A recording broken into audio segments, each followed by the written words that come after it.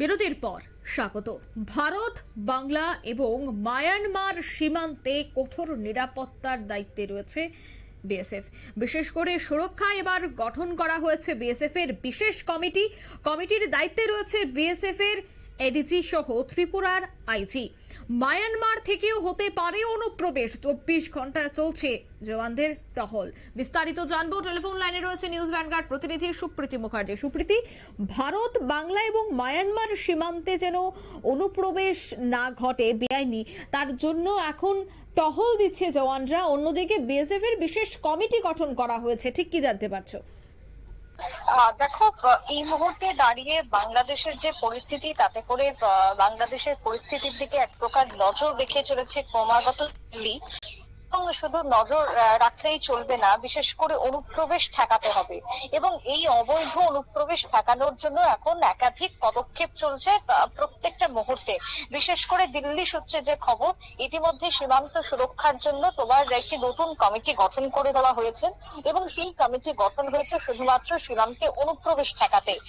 বাংলাদেশের এই অগ্নিগর্ভ পরিস্থিতিতে সব থেকে বড় যেটা আতঙ্কের এবং উদ্বিগ্নের বিষয়, তা হচ্ছে যে ভারতবর্ষে তোমার অবৈধ অনুপ্রবেশ ঘটা এই মুহূর্তে দাঁড়িয়ে।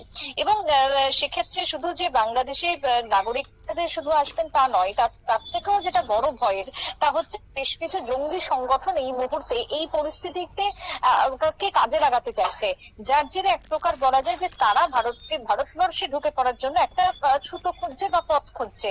সেদিক থেকে দাঁড়িয়ে এই সমস্ত জঙ্গি সংগঠনের জন্য একেবারে এক এবং একমাত্র নিরাপদ পথ হতে পারে উত্তর পূর্বের এই রাজ্যগুলোকে একমাত্র টার্গেট করা হচ্ছে, যার মধ্যে তোমার রয়েছে ত্রিপুরা, যার মধ্যে তোমার রয়েছে আসাম এবং যার মধ্যে তোমার রয়েছে মিজোরাম। এছাড়া যে বিষয়, তা হচ্ছে অরুণাচল এবং মণিপুর।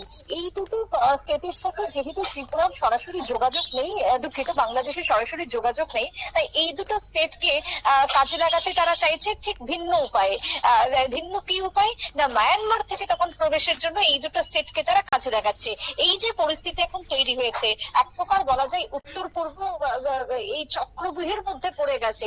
সেই চক্রব্যূহ যাতে কেউ করতে না পারে, তার জন্য সীমান্তকে অধিক কড়াকড়ি করা হয়েছে।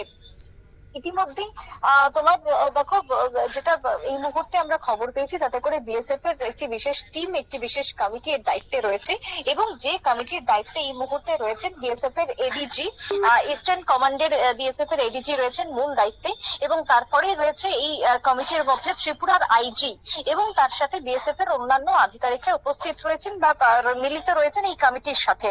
বিশেষ করে তোমার 24 ঘন্টা যেরকম টহলদারি চালানো হচ্ছে, তার সঙ্গে সকাল এবং রাতে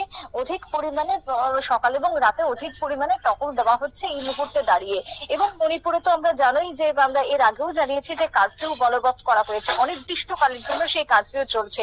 সীমান্তের বেশিরভাগ এলাকাগুলিতে যেটা সব থেকে বড় উদ্বেগের, তা হচ্ছে কাঁটাতারের বেড়া। কাঁটাতারের বেড়া থাকলেও সেটা হচ্ছে অনেক জায়গাতে নেই, প্রায় দীর্ঘ কয়েক কিলোমিটার কাঁটাতারের বেড়া নেই। আর সেই জায়গাগুলোতে কিন্তু উদ্বেগ বাড়াচ্ছে আরো বেশি করে।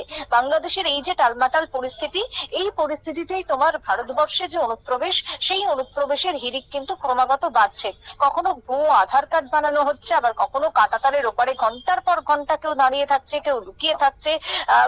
বিএসএফ সেগুলিকে কড়া হাতে যদিও অনুপ্রবেশ রুখছে, কিন্তু কাঁটাতার যদি যে সকল জায়গাতে নেই বা বিহীন, সেখানে কি হবে? কেন তাহলে সেখানে বেড়া দেওয়া হচ্ছে না? এলাকার যারা স্থানীয় বাসিন্দারা কেউ কেউ বলছেন যে না থাকার কারণে অনেক সময় দেখা যাচ্ছে যে বেশিরভাগ ঢুকে পড়ছেন মানুষজন, সেক্ষেত্রে চেনাও সম্ভব হচ্ছে না। এই যে একটা উদ্বেগের পরিস্থিতি তৈরি হয়ে গেছে, তাতে করে কিন্তু বিএসএফ যথেষ্ট কড়া অবস্থানেই রয়েছে। কিন্তু এরপরও আরো অধিক পরিমাণে কড়াকড়ি হতে হবে। মানুষ দ্রুত চাইছে সমস্যার সমাধান হোক, সকলে যাতে নিশ্চিন্তে থাকতে পারে, কাঁটাতার যাতে পার হয়ে কেউ এপারে না ঢুকতে পারে। এই যে চাহিদাগুলো রয়েছে, সেক্ষেত্রে যাতে আগামী দিনে যাতে বিএসএফ এর যে কমিটি গঠন করা হয়েছে বাংলাদেশের পরিস্থিতিতে, সেই কমিটি যাতে কাজ করে বা যথোপযুক্ত ভাবে যাতে নিরাপদ রাখতে পারে এই দেশকে, সেই দাবিও কিন্তু এখন উঠতে শুরু করে দিয়েছে। অঙ্কিতা, একদমই ধন্যবাদ সুপ্রীতি।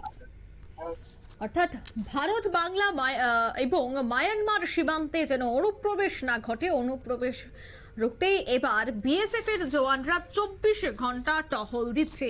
অর্থাৎ প্রত্যেকটা জায়গা সিল করে দেওয়া হয়েছে। সীমান্ত সিল করে দেওয়ার পরেও যেন বিভিন্ন পন্থা অবলম্বন করে অনুপ্রবেশকারীরা ভারতে প্রবেশ না করতে পারে, তার জন্য কিন্তু ইতিমধ্যেই কড়া টহল চলছে বিএসএফ জওয়ানের। নিয়ে নিচে ছোট্ট একটি বিজ্ঞাপন বিরতি, সঙ্গে থাকুন।